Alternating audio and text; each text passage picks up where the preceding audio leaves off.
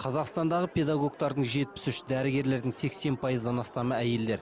Экономикаға еселі үлес қосып, ерекше көзге түсіп жүрген қыз-келіншектер де аз емес. Өйткені ішкі жалпы өнімнің 40% солардың салалы саусақтарымен жасалған. Тәуелсіздіктің түңлігін түргенде уығын қадасып, кемел келешектің іргесін қалауда аналар аянбай еңбек етті. Әрине, қиын кездер болды. Соның ішіндегі елдің тыныштығын сақтаған, жанұяның тыныштығын сақтаған, ерлерді ақыл берген сіздер. Сондықтан мынау 20 жылдық ең біріншіден біздің әйел азаматтардың мерекесі ғой деп мен санаймын. Ел рухын асқақтатып, бәсекелі сындарда байрағымызды биіктен желбіретіп жүрген бұрымдылар да бар. Қазақ жерінде өткен Азия ойындарында медаль санынан топ жардық. Қоржынға түскен жүлденің 40%-ын қыздар жеңіп алған болатын. Ол аз десеңіз 10 мың қарындасымыз отан қорғайтын сарбаздар сапын толықтырған.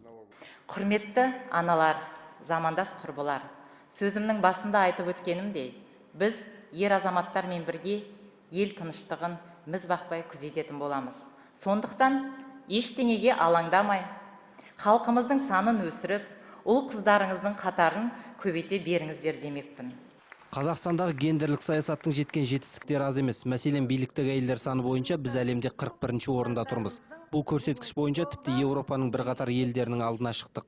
Бұл қуантарлық нәтиже. Өткен қай қызметте болмасын, әйел алдымен әлеуметті, отбасы мен отанның берекесін ойлайды.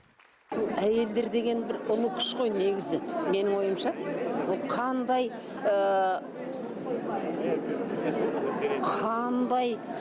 саясат болсын, қандай жаңағы ер азаматтардың мықтылығы болсын, солардың бәрінен биік тұратын күш бар, ол әйелдің күші.